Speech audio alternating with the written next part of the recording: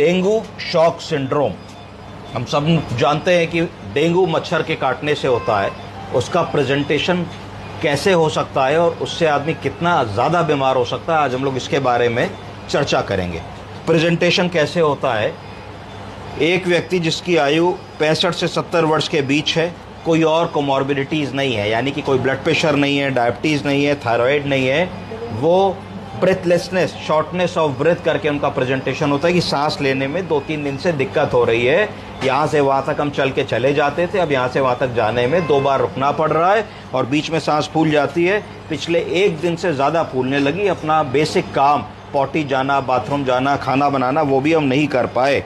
उसके बाद फिर फैमिली ने नोटिस किया कि थोड़ा सा एजिटेशन हो गया, आदमी में थोड़ी एंग्जाइटी, चिड़चिड़ाहट हो गई और थोड़ा सा ऑल्टर्ड सेंसोरियम हो गया, यानी कि वो इधर उधर की बातें करने लगे। Orientation to time, place and person कम हो गया।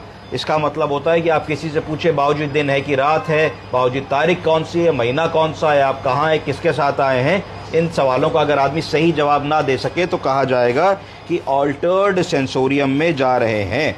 फिर हिस्ट्री लेने पे पता लगा कि 5-6 दिन से 7 दिन से बुखार आ रहा था, जा रहा था, आ रहा था, जा रहा था। पता लगा कि लैट्रिन भी काली हुई, अर्थात लैट्रिन में खून आया, इसको मलीना कह देते हैं।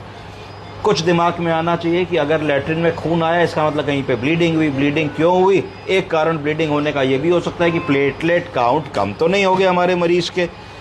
उसके बाद पेशेंट को ये सारी कंप्लेंट्स ओवर 2 वीक्स थी कि 2 हफ्ते से सब तबीयत धीरे धीरे डाउन हो रही है। मरीज़ पहले लोकल अपना इलाज करते हैं और मेडिकल स्टोर से दवा ला करके खाते हैं, उनको कोई इलाज आराम नहीं होता।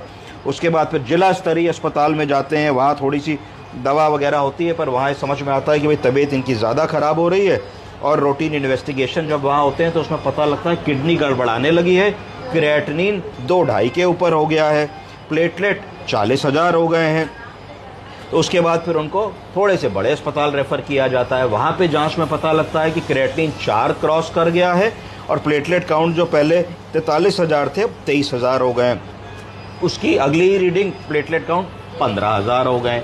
इस स्थिति में पेशेंट को फिर हायर सेंटर रेफ़र किया जाता है। तो ये एक प्रेजेंटेशन हो सकता है किसी भी मरीज़ का जिसको सिर्फ एक मॉस्किटो बाइट हुई हो, मच्छर काटने से प्लेटलेट कम हुए और इस तरीके से मरीज़ प्रेजेंट करता है। अब हम अगर इस एक्सरे को फोकस करके ध्यान से देखें तो ये एक्सरे में पूरे राइट लंग में बहुत सारे छोटे छोटे कंसोलिडेशंस हैं, बहुत ऑपेसिटीज़ ओपेसिटीज़ हैं। तो समझ में आता है कि इनको राइट साइडेड निमोनिया है और लेफ्ट साइडेड निमोनिया भी है।